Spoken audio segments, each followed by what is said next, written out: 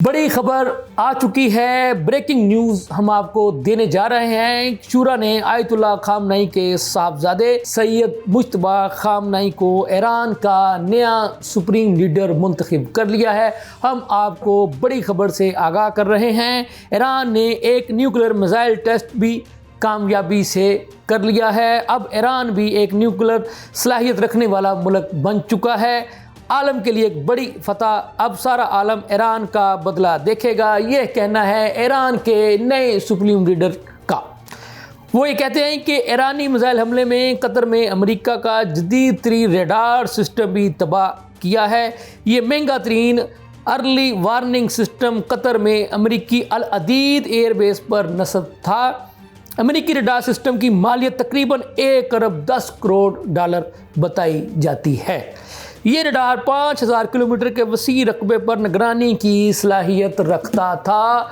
हमने आपको अब तक की सबसे बड़ी ब्रेकिंग न्यूज़ बताई है कि ईरान ने अपना नया जो है वो सुप्रीम लीडर मुंतखब कर लिया है। और इसके साथ ही एक बड़ी खबर यह है कि ईरान अब न्यूक्लियर पावर भी बन चुका है। एक कामयाब उन्होंने तजर्बा भी कर लिया और इसका बाकायदा ऐलान भी जो नए सुप्रीम लीडर हैं उन्होंने कर दिया है। और इसके साथ साथ उन्होंने कतर में जो अल अदीद एयर बेस, आपको पता है कि जो कि अमेरिकन इस्तेमाल करते हैं, तो उसके रडार सिस्टम को भी उन्होंने तबाह करके जो है वो दिखा दिया है। और उसकी मालियत भी उन्होंने बताई है कि जो कि 1 अरब 10 करोड़ डॉलर बताई जाती है। और ये रडार सिस्टम 5000 किलोमीटर के वसी रकबे पर निगरानी की सलाहियत भी रखता था। तो ये नाज़रीन मैं आपको कल भी बता चुका हूँ, आप मेरा वीलॉग देख चुके हैं जिसमें मैंने आपको बताया था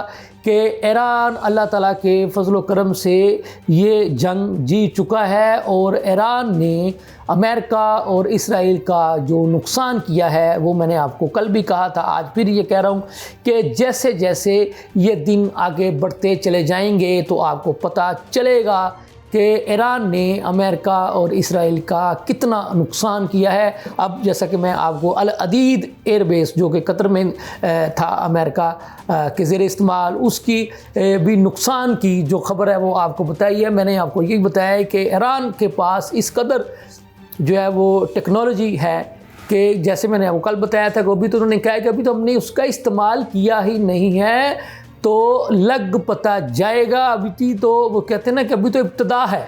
तो जैसे अमेरिकन सदर जनाब डोनाल्ड ट्रंप साहब ने कहा है कि 3 से 4 हफ्ते तक जो है वो अमेरिका इसराइल की ईरान के साथ जंग जो है वो चलेगी, तो उन्होंने भी कह दिया कि जनाब आप 3 से 4 हफ्ते कह रहे हैं, हम तो उससे भी आगे आपका मुकाबला करेंगे और करने के लिए तैयार भी हैं। दूसरी जानब ये भी इतलात हैं कि ईरानी हमलों के बाद नेतन्याहू साहब का जो बेटा है वो भी लापता हो चुका है। और ये भी इतलात हैं कि नेतन्याहू साहब भी जो हैं वो भी इसराइल के किसी खुफिया मकाम, किसी खुफिया बंकर में मुंतकिल हो चुके हैं। लेकिन ईरान के नए सुप्रीम लीडर का ये कहना है कि वो ऐसा बदला लेंगे अमेरिका से भी, इसराइल से भी, कि पूरी दुनिया ये देखेगी कि ईरान ने बदला लिया था।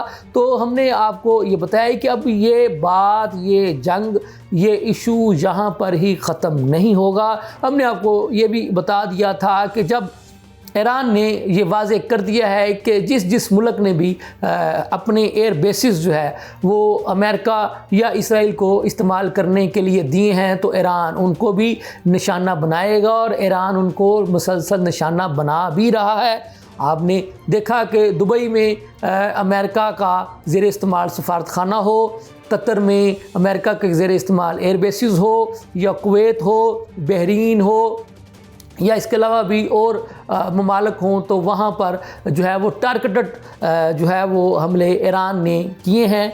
तो उनका मकसद और मतलब एक ही है, जैसे कि उन्होंने ऐलान किया है कि हर वो मुल्क जो भी ईरान की ख़िलाफ़ जो है वो अपने अड्डों को इस्तेमाल करवाने की इजाज़त देगा अमेरिका को, तो ईरान उसका बदला लेगा। हमने आपको ये भी बता दिया है खुलकर कि रूस और चीन खुलकर जो है वो ईरान की हमायत में खड़े हो चुके हैं।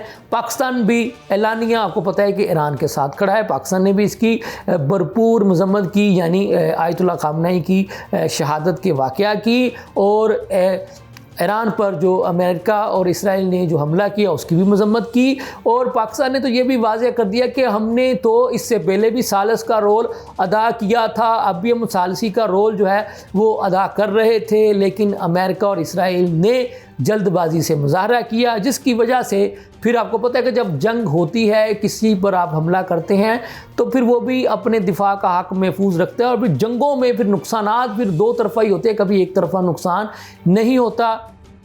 तो ईरान ने यह भी दावा किया है कि जो बहरी बेड़ा था अमेरिका का, जो कि समंदर के रास्ते आ रहा था, उसको भी नुकसान पहुंचाया है ईरान ने।